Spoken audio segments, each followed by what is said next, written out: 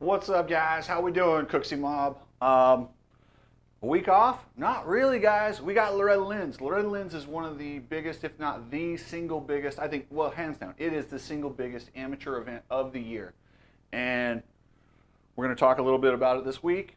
I want to thank everybody for subscribing. You guys have been crushing it. This channel is growing so fast. Thank you for liking.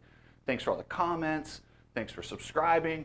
Cooksy Mob, you guys kick ass, and you guys are going to have me doing this full time before you know it. So what we're going to talk about today is some of you guys don't know really all about Loretta Lynns. I'll let you know a little bit about Loretta's, why you should give a crap, and guess what, guys? It's going to be the Deegan show.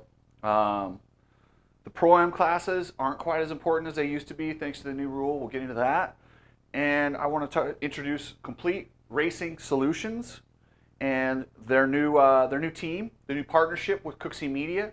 They got a bunch of guys racing. Let me just list them off here. Nick Laurie, my buddy, was gonna race. I guess he had a bad get off and was looking fast, but yeah, Nick's not gonna be able to make it. Kimball Jett, absolute savage. Aiden Dickens, Everett Clark, Zayden Mason, Jesse Furtado, Whisperin' Smith, Ryder Reigart, Darren Schellen, and Tony Hodges. All these guys are Complete Racing Solutions. That's their racers. Look for them. Most of them have Complete Racing Solutions gear, which was put together by Todd Waters and the T-Dub gear. Dude, this stuff's cool, the T-Dub. I dig it. So anyway, guys, without further ado, let's get into this thing. I'm in the empire business. Everybody love everybody! You all know exactly who I am. So guys, I have some personal experience at Loretta Lynns. I went there in 1989.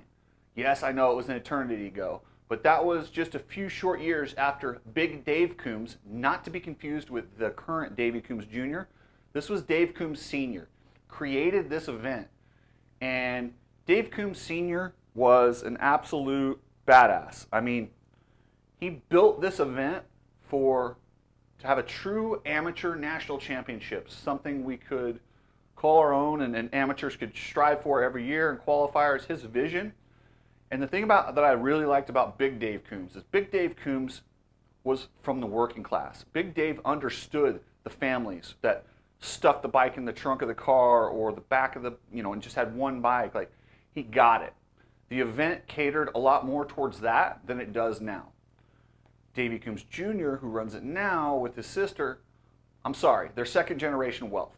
They clearly do not have a connection they don't understand what it's like when you're that lower echelon.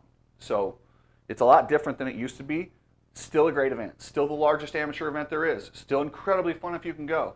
And yeah, and I strongly recommend you should.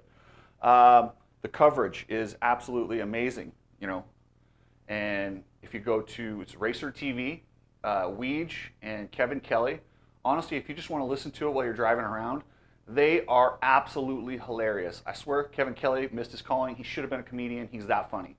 I mean, the way he rips on amateur parents is just hilarious. So, yeah. So, it was funny. When I went there in 1989, we went there to win. But I had one bike. And in my class, I was racing against a couple guys you might have heard of. Ezra Lusk, Damon Huffman, Craig Deckard. I don't think Dement was there that year. Greg Rand, Steve Olson was a little older. But I mean, there were so many good riders if you go back and look at the 1989 85cc or 80cc, what it was back then, 80cc 12 to 13. I rode stock and mod. I rode the same bike in both because we only had one, so I rode a stock in both. Didn't care, didn't matter. Our garage didn't look like an Epic Garage Designs garage, which check those guys out. Epic Garage Designs, use the Cooksy special. And back to Complete Racing Solutions. If you check out, they got programs for everybody. That's my buddy Coach Rob. Go to CompleteRacingSolutions.com, and if you decide to do a program, they have programs from the Weekend Warrior all the way to the guy that's going to be a factory racer. He's worked with Dungy, he's worked with me, he's worked with Ping, he's worked with James Jetmar, who's a pilot full-time. He works a program for everybody. He works it around your life and your schedule. So check it out. If you decide to get one of the programs, just put Cooksy in the checkout, in the code. We're good to go. Okay, let's see. Yeah, I did not have an Epic Garage Designs garage when we were kids. It was we did our best, and my dad did his best. So, yeah, it is what it is. But it was fun. We had a good time. I did pretty well. First moto, I was running third behind Lusk and Huffman. Held it for a long time until I crashed in a tight turn, and there was a rut that went all the way through. Greg I got ran over by a bunch of guys and ended up getting up in like 20th. And then I finished I think I finished 8th that moto. Next moto, I got a flat, finished way back. The moto after that, I just didn't have it. I ended really bad in the modified and just was in a bad spot. So look for Hayden Deegan. This is going to be the Hayden Deegan show this week. Hayden Deegan is so fast. He's riding B class, but he is going to be the fastest rider on track, period. He's better than all the A class riders. And hold on, I got a little doggy here whining. Hey, go away, puppy, go. Hey, come on, go. Sorry, guys.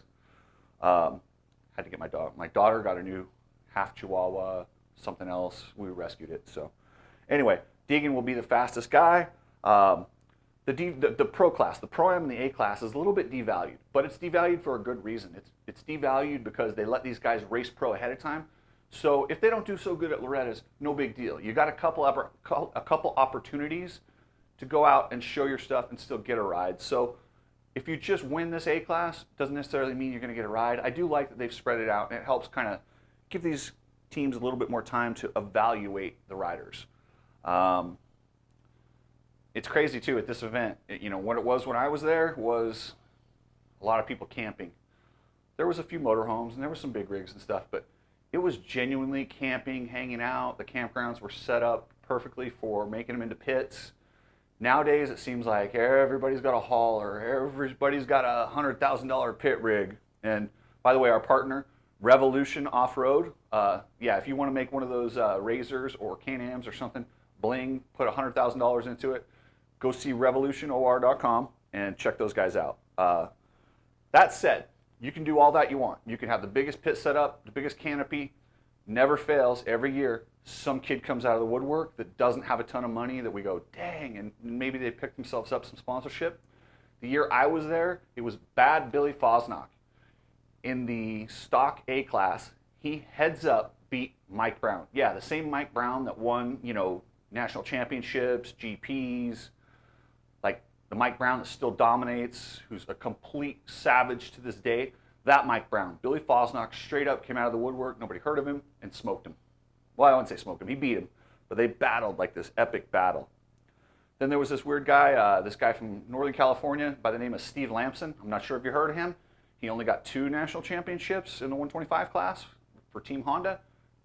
He beat this guy called Jeff Emig and Talon Boland in that modified A class. So it's kind of funny how Fosnock didn't go on to much, but Lamson did. This race has a lot of fun stuff. While it's geared towards future riders and kids, the vet class is fun to watch too. Chris Kiefer's making his return. Chris Kiefer smoked him 2 years ago, hurt his knee, didn't ride last year, and now he's back to essentially defend the title he didn't lose. So watch for Chris Kiefer. With that said, there's one guy that I don't think should be there. I believe he's the all-time winningest or tied for the all-time winningest, Kevin Walker. I don't want to kick a guy while he's down. This guy had some problems. He had a camera in a bathroom or something of that, allegedly. I don't know exactly the details on the situation, but it had to do with kids and pornography. If you're charged and convicted, which I believe he was, don't quote me on that, allegedly, you should not be racing or putting yourself at a campground geared at an event for kids. Yes, that sucks that he's not going to go race and defend the titles in the vet class, but I'm sorry. There's vet nationals. There's other stuff geared towards adult racing. I strongly recommend he go to those and stay away from the kids-focused events. I just don't like it. I don't want my kid, when you're at the ranch, you want to just let your kids roll and just let them do what they want. And knowing there's somebody there who has done some stuff that was very questionable, sorry. I apologize. I feel bad, but I don't want my kid there around him. I just don't. So I wish he would just leave this event alone, move on to his life. He races the Vet Nationals, wouldn't hear a peep out of me. He races any other event that's geared towards adults, I won't say a word. But this is literally an event aimed at kids, aimed at the next generation. It's their event. Please don't go there and ruin it for them. So anyway, guys, I will be doing some videos all week, checking in, letting you know how the guys are doing, in particular the Complete Racing Solutions guys who we are now partnering with. And if you decide to do one of Rob's programs, which they're amazing, these programs, he gears them specifically towards you. Yeah, just check out at the code, use Cooksey, and we'll get you dialed in. Thanks, guys, and we'll chat this week later on.